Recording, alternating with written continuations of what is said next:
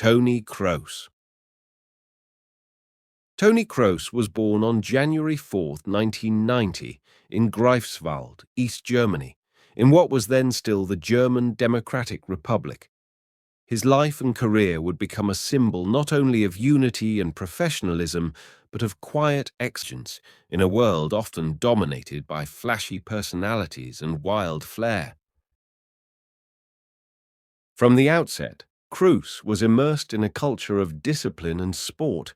His father, Roland Kroos, was a professional wrestler turned football coach, while his mother, Birgit, was a badminton player and later a sports biology.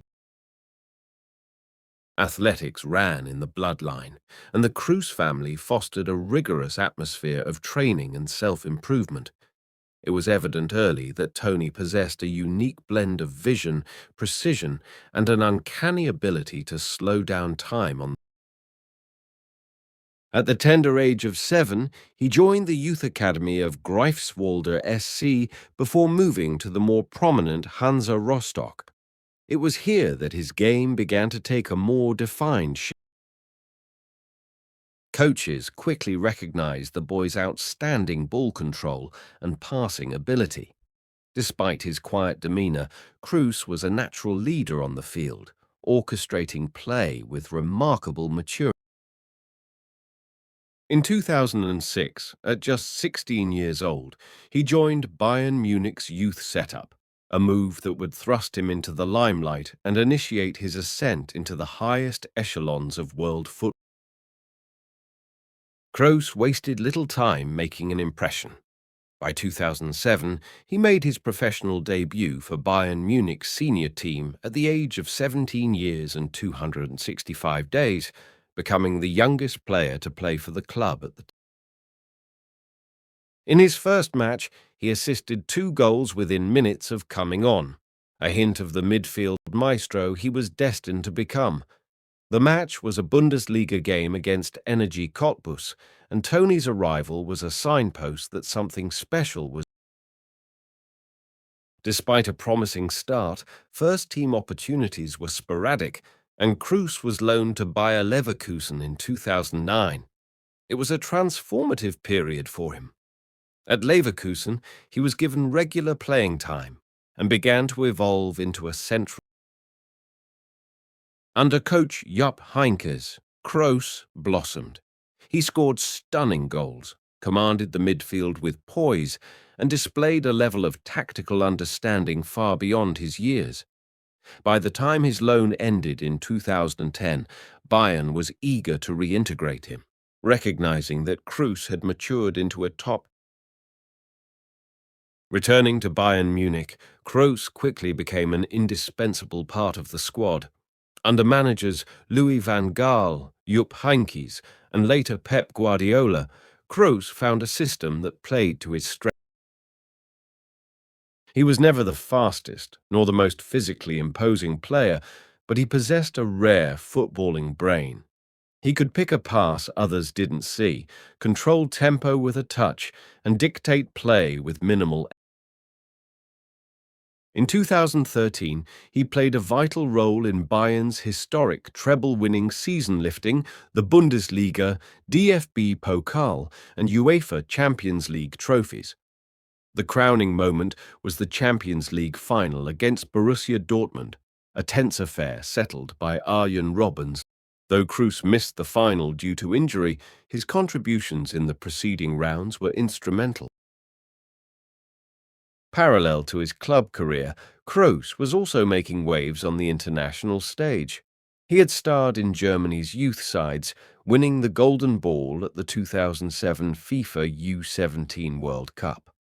By 2010, he was included in Germany's senior squad for the World Cup in South.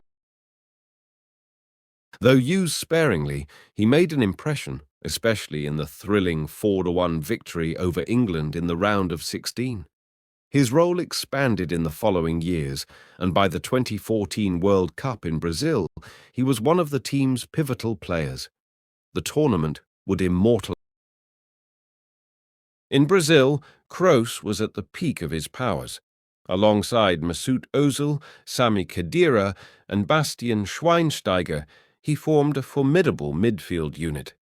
His standout performance came in the infamous semi-final against hosts. In that 7-1 demolition, Kroos scored twice and provided an assist, running the midfield with eerie composure. It was one of the most lopsided and shocking games in World Cup history, and Kroos was at the heart. Germany went on to win the tournament, defeating Argentina 1-0 in the final. Kroos was named in the FIFA World Cup All-Star 11 and confirmed his status as one of the best midfielders in the world. Despite Bayern's success, contract negotiations between Kroos and the club stalled in 2014. Bayern's hierarchy, known for their strict wage structure, were unwilling to meet his demands, which led to a decision that stunned.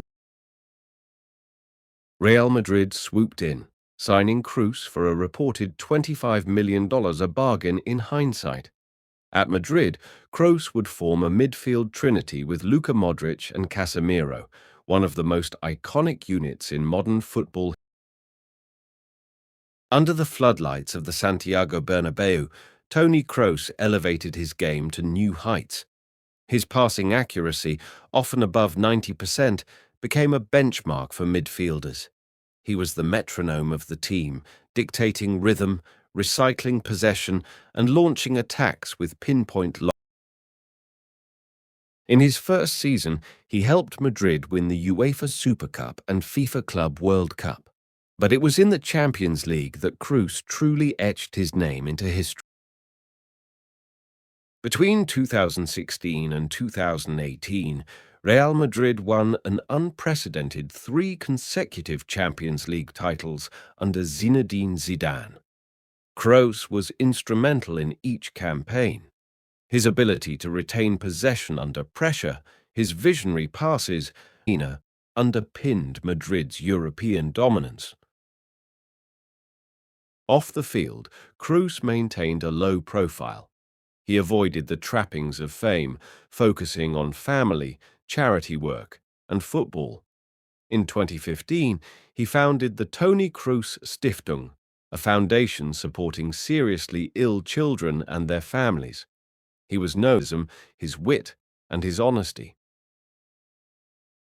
In interviews, he was thoughtful and candid, often providing insight into the game's mental and tactical aspects. He became a rare breed celebrated, not for flamboyance, but for elegance, intelligence, and consistency. In the national team, Kroos continued to serve as a cornerstone. He played in Euro 2016 and the 2018 World Cup. Though Germany crashed out of the group stage in the latter, Kroos's stoppage time winner against Sweden, a curling free kick of sublime technique, was one of the tolerable moments. It showcased his flair for the dramatic, even in the twilight of a disappointing campaign.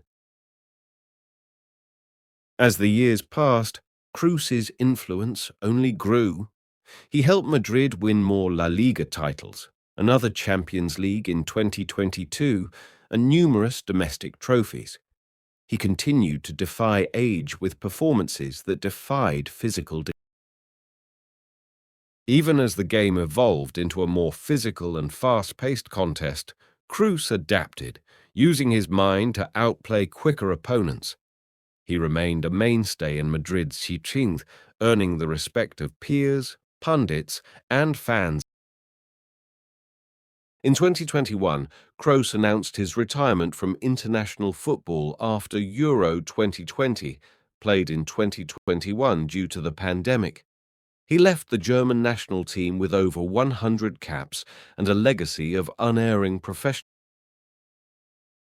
The decision allowed him to focus entirely on club football and family life. Yet, rumours persisted of a possible return for the 2022 World Cup, which never materialised. Kroos remained firm in his decision, content with his contributions, and by 2023, Kroos was one of the last remaining symbols of Madrid's golden era. Alongside Modric and Benzema, he bridged the generations, mentoring young players like Federico Valverde and Eduardo Camavinga. His role subtly shifted, sometimes playing deeper, functioning as a second conductor next to Modric. Regardless of position, he remained indispensable. The 2024 season saw Madrid mount yet another title challenge. Kroos, nearing his mid-30s, was still delivering match-winning performances. His fitness, preserved by meticulous training and a minimalist lifestyle, was remarkable.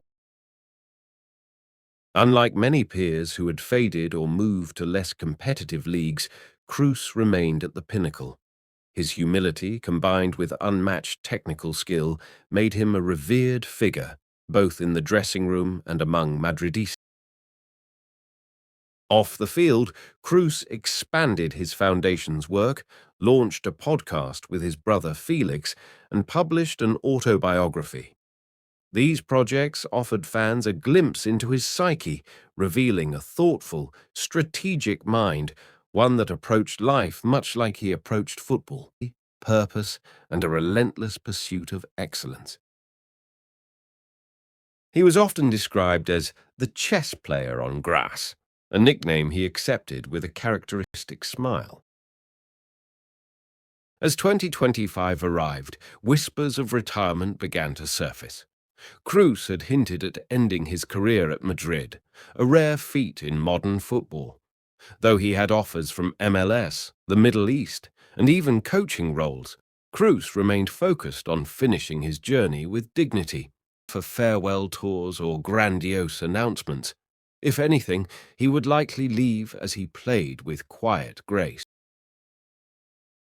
Through his career, Toni Kroos accumulated a trove of accolades, multiple Bundesliga titles, 5 Champions League trophies, La Liga triumphs, a World Cup, individual honors, and the respect of an entire.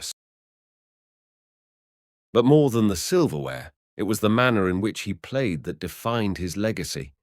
He made the complex seem simple, the chaotic look composed. He was a footballing minimalist, a technician of the highest order. Children growing up in Germany and beyond began to idolize him, not because he did stepovers or viral dances, but because he read the game like a novel, each page turned with purpose, each chapter flowing seamlessly into the next. He taught a generation that intelligence, humility could outshine theatrics. In the tapestry of football history, Toni Kroos's thread is one of elegance and efficiency. He didn't roar like others. He whispered wisdom through his boots, and in that whisper, the world heard a simple.